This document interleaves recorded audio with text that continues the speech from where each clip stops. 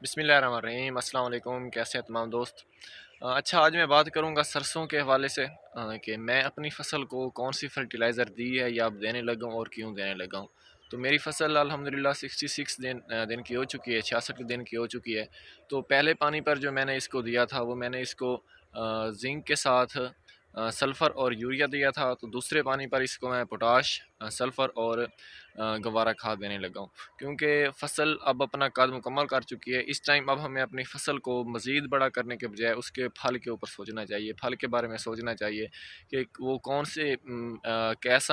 सा मेथड है कि जिसके ज़रिए हम अपनी फ़सल से ज़्यादा फल और वज़नी फल हासिल कर सकते हैं। तो उसके लिए मैं सल्फ़र और पोटाश का ज़्यादा इस्तेमाल कर रहा हूँ, क्योंकि जब आपकी फ़सल कद पूरा कर चुकी होती है या जिसके फली पर आ रही है, तो वैसे भी तेलदार जिनास के लिए सल्फ़र बहुत कलीदी किरदार अदा करता है। तो उसके साथ अगर आप लोग पोटाश का भी इस्तेमाल करते हैं तो समझ लो सोने पे सुहागा हो जाएगा।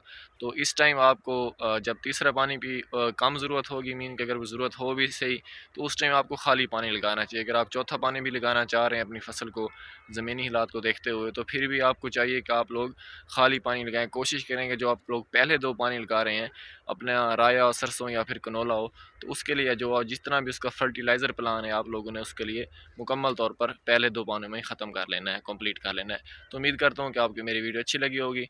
अगर कोई भी इससे रिलेटेड कोई भी आप लोगों का कोई सवाल हो तो लाज़मी कमेंट बॉक्स में आप लोग मुझसे पूछ सकते हैं। मेरी जो ज़्यादातर वीडियोज़ होती हैं वो मेरे ज़ाती तजुर्बात की बुनियाद पर होती हैं। तो कहीं भी मुझसे मिस्टेक हो तो आप लोग लाज़मी मुझे बताया करें। तो इंशाल्लाह मैं कोशिश करूँगा कि नेक्स्ट टाइम उससे अवॉइड किया जा सके।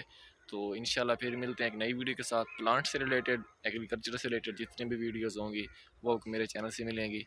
तब तक के लिए इजाज़त दीजिए। अल्लाह हाफ़िज़।